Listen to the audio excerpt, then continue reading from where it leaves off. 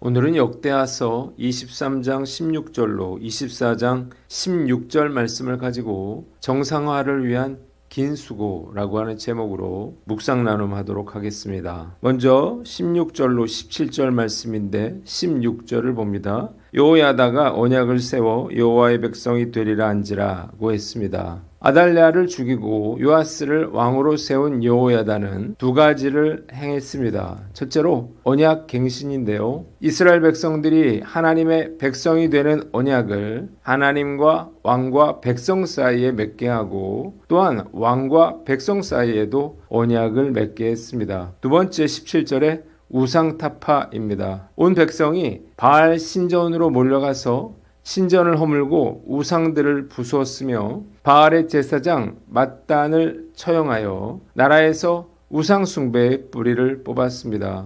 본문이 우리에게 주는 교훈이 있는데 하나님과의 관계를 회복하라는 것입니다. 여호야다가 백성들과 왕 앞에서 언약을 다시 세운 이유가 무엇인가요? 여호와가 그들의 하나님이 되시며 그들은 여호와의 백성이 되어야만 했기 때문이에요. 아달랴를 없애고 다윗의 후손을 왕으로 세운다고 해서 이스라엘의 정통성이 확보되는 것은 아닙니다. 왕과 백성이 다시 여호와의 백성이 되겠다고 하나님 앞에 서약할 때 요아스의 왕권이 하나님의 뜻에 근거한 정당한 권위가 되고 왕은 하나님의 통치 아래에 있는 백성을 다스리는 대리자가 될 것이었습니다. 개혁과 회복은 단순히 지도자를 바꾸는 정치적인 행위에서 끝나지 않고 하나님과의 관계 회복으로 이어져야만 하는 것입니다. 신앙 공동체의 정체성은 누가 다스리는가 보다 누구를 섬기는가에 달려있기 때문이에요. 또한 언약을 맺은 백성들은 바알의 신당과 우상들과 제사장을 제거해야만 했습니다. 하나님께 대한 언약과 충성은 서약만으로 완성되는 것이 아니라 우상과 관련된 모든 것을 철저하게 제거함으로써 완성되기 때문이에요. 어느 때보다 긴 추석 연휴를 지내면서 저의 마음도 흐트러지는 것을 느낍니다. 매일 아침에 큐티를 했지만 부족하다는 생각이 들어요. 감당해야 할 사역들이 많은데 걱정이 되고 자신이 없습니다. 영성을 회복하는 가장 좋은 방법은 하나님과의 관계를 회복하는 것입니다. 날마다 새롭게 하나님의 자녀로 거듭나야 하고 제 안에 잡초처럼 자라나는 불순종과 우상 숭배의 싹을 제거해야만 할 것입니다. 끊임없이 하나님과의 관계를 점검하여 하나님의 자녀로서 합당한 축복의 사람 되시기를 주님의 이름으로 축원합니다. 두 번째 18절로 21절 말씀인데 21절을 봅니다. 그 땅에 모든 백성이 즐거워하고 성중이 평온하더라 그랬습니다. 여호야다는 모세 율법과 다윗의 규례에 따라서 레위 사람 제사장들이 성전의 예배와 번제 및 찬양 등을 관리하도록 했고 성마다 부정한 자가 들어오지 못하도록 문지기를 세워서 성전의 거룩함을 지켰습니다. 여호야다가 백성의 지도자들과 함께 요아스를 왕궁으로 인도하여 왕위에 앉히니 백성들은 기뻐했고 아달랴의 처형 이후에 도성은 평온을 되찾게 되었습니다. 본문이 우리에게 주는 교훈이 있는데 믿음을 회복하여 평안함과 기쁨을 누려라 하는 거예요. 요아스가 왕위에 올랐을 때에 온 백성이 즐거워하고 예루살렘 온 성이 평온해졌습니다. 요아스의 나이가 7세에 불과했으니 요아스가 무슨 힘이 있었을까요? 왕의 능력이 중요한 것이 아니라 하나님을 경외하고 믿음을 회복하는 것이 중요하다는 사실을 알아야 합니다. 믿음을 회복할 때 평안함과 기쁨을 누리게 되는 것입니다. 성경에는 이스라엘 백성들이 큰 기쁨과 평안을 누린 사건들이 여럿 기록되어 있는데요. 이 기쁨과 평안은 무엇이 잘되고 형통해서 누린 것이 아니었습니다. 힘든 상황에서도 그들의 믿음이 회복되고 하나님께 순종할 때 경험했던 진정한 평안함과 기쁨이었습니다. 역대하 30장 25절로 26절에 유다 온 회중과 제사장들과 레위 사람들과 이스라엘에서 온 모든 회중과 이스라엘 땅에서 나온 나그네들과 유다에 사는 나그네들이 다 즐거워하였으므로 예루살렘에 큰 기쁨이 있었으니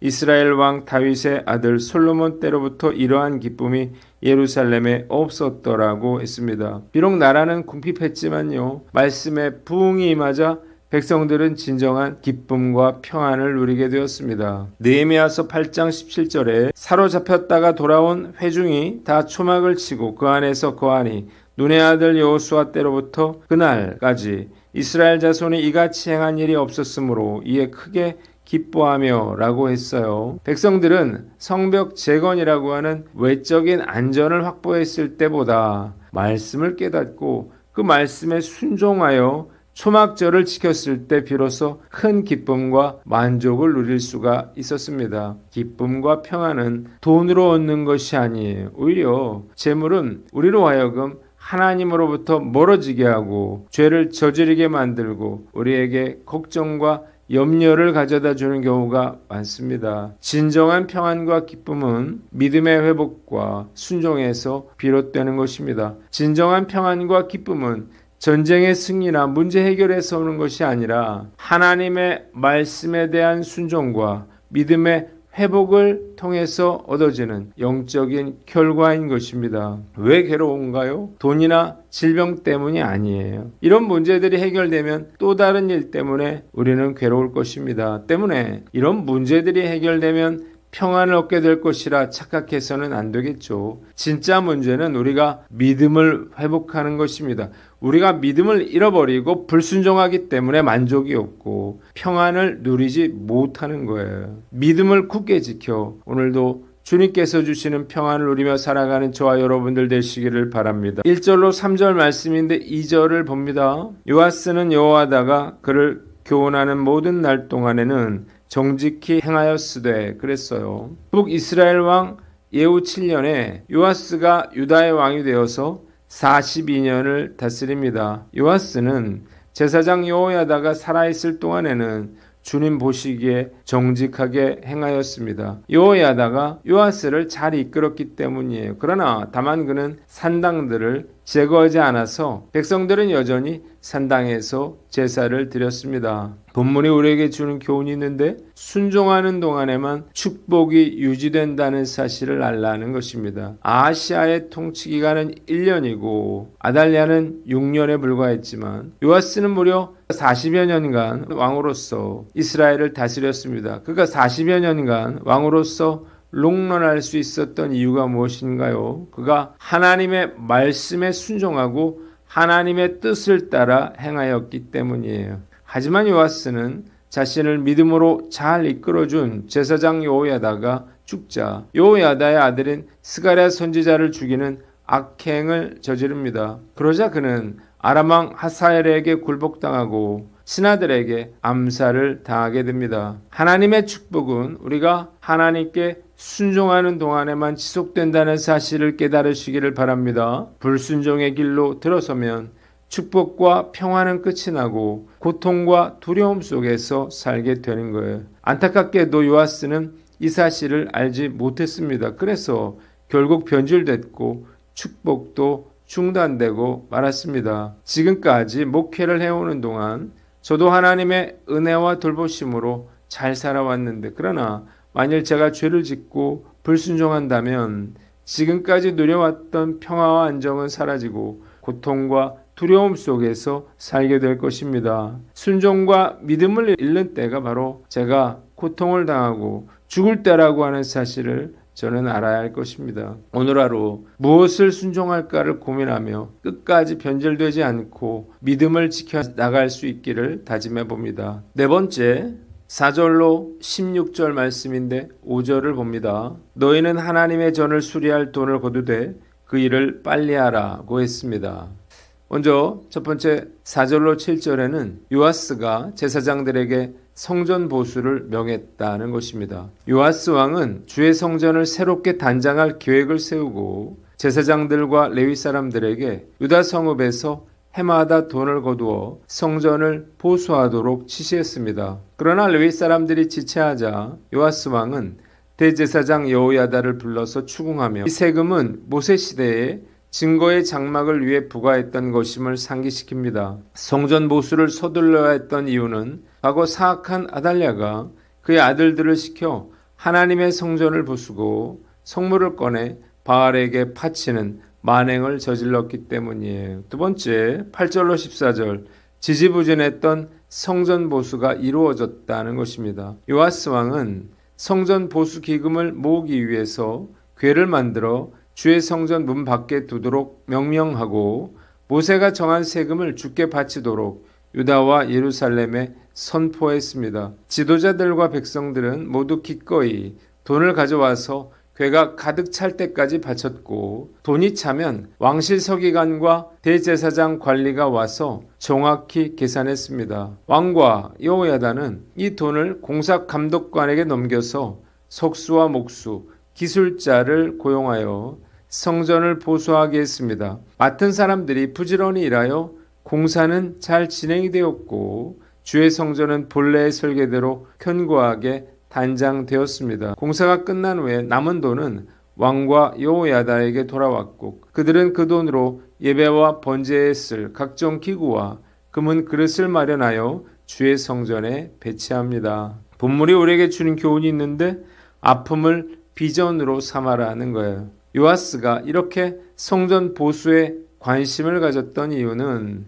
그가 6년 동안 성전에서 숨어 지내야만 했던 아픔 때문이었습니다. 성전에서 살았기에 그는 성전의 상황에 대해서 누구보다 잘 알고 있었고, 그래서 성전 수리의 중요성을 알고 집요하게 성전을 수리해 나갈 수가 있었던 거예요. 이렇게 아픔이 꿈이 되고 비전이 될 수가 있는 것입니다. 강영호 박사의 큰아들 강진석 씨는 자기 아버지와 같은 시각장애인들을 돕고자 어릴 때부터 안과 의사의 꿈을 가졌다 그래요. 그런데 강진석 씨는 앞을 보지 못하는 아버지로 인해서 많은 원망 속에 살았습니다. 미국 아버지들이 운전을 해서 아이들을 학교에 보내주고 운동도 가르쳐 주는데 그의 아버지 강영호 박사는 전혀 이런 일을 할 수가 없었기 때문이에요. 강영호 박사가 하나님, 아들이 하나님을 인격적으로 만나게 해주세요. 하나님의 사람이 되게 해주세요. 기도할 때마다 강진석 씨는 아버지의 기도를 너무 싫어하고 안 듣는 척하며 하나님께 오히려 하나님, 왜 우리 아버지의 눈을 멀게 하셨어요? 라고 반항 기도를 했다고 합니다. 그러던 어느 날 강영호 박사가 아들을 방으로 불러서 불을 끄고 앉으라고 한 후에 점자 동화책을 꺼내 읽기 시작했습니다. 그리고 이렇게 말했습니다. 진서가, 대부분의 사람들은 어두운 데서 책을 읽지 못해. 그러나 아빠는 읽을 수 있어. 하나님은 공평하셔. 하나님은 아빠에게 제일 좋은 것을 준 거야. 세상에는 어렵고 힘든 사람이 많다. 내가 도와주면 되잖아. 내가 아빠 같은 사람 도와주고 고쳐줄 수 있잖아. 이때 그는 큰 충격을 받았고 그때 안과 의사가 되기로 결심을 합니다. 이후에 그가 하버드대 에세이 시험을 치를 때에 내 인생 중에 가장 의미 있었던 사건이나 경험을 서술하시오라고 하는 질문에 그의 아버지 이야기를 썼습니다. 앞을 못 보는 아버지가 자기에게 책을 읽어주시면서 하나님이 공평하시고 내가 그런 어려운 사람들을 위해 도와주라고 해서 나는 의대 공부를 하려고 한다는 내용이었습니다. 그의 에세이를 하버드 교수들이 읽고 감동하여 눈물을 흘렸고 그는 합격했습니다. 이후에 그는 탁월한 의사가 되었습니다. 워싱턴 지역에서 17년 동안 안과 의사로 활동하면서 워싱턴 포스트지가 선정한 최고의 안과 의사로 뽑히기도 했고 조지타운대를 거쳐서 2023년도에는 예일대 교수로 임용되었습니다. 그가 예일대 교수로 부임할 때 이렇게 자신을 소개했다 그래요. 저는 시각장애인 아버지 때문에 안과 의사가 되기로 결심했습니다. 우리 아버지 가난하며 장애를 가졌지만 아버지가 보여주신 그 하나님에 대한 사랑, 어떻게 살아야 하는지에 대한 그 가르침, 그것 때문에 안과 의사가 되기로 결심했습니다. 그는 해외 선교팀을 통해서 의료 봉사활동을 전개하고 남미 온두라스에서 안과 진료 시설을 만들기 위해 노력하고 있습니다. 어려움과 고난은 그것에 대해 누구보다도 잘 이해하게 만듭니다. 하나님께서 저에게 주신 잃어버린 영혼들을 구원하여 하나님의 인재를 기르겠다고 하는 저의 비전도 마찬가지예요. 저는 불신자의 가정에서 태어나서 누구보다 불신자들의 고통을 이해하게 되었고 부모님의 이혼으로 깨어진 가정의 자녀들의 아픔을 이해하게 되었고 청소년 사역을 하면서 잘못된 교육 제도로 인해서 청소년들과 그들의 부모들이 얼마나 힘들어하는지를 알게 되었습니다. 하나님께서는 저에게 그들을 돕고자 하는 마음을 갖게 하셨고 잃어버린 영혼들을 구원하여 그리스도를 닮은 하나님의 인재를 기르고자 하는 비전을 갖게 해주셨습니다. 그래서 하인교회를 개척하여 지금까지 사역을 하게 된 것입니다. 남들이 경험하지 못한 아픔을 경험했다면 그 아픔을 그들을 돕고 섬기라는 비전으로 삼아야 할 것입니다. 누구보다 그들의 아픔을 이해할 수 있고 잘 도울 수 있기 때문이에요. 주님께서 저에게 주신 비전을 이루는데 최선의 노력을 다할 것을 다짐해 봅니다. 기도하겠습니다. 주님, 하나님과의 관계를 회복하고 평안함과 기쁨을 누리며 순종하고 쓰임받게 하여 주시옵소서.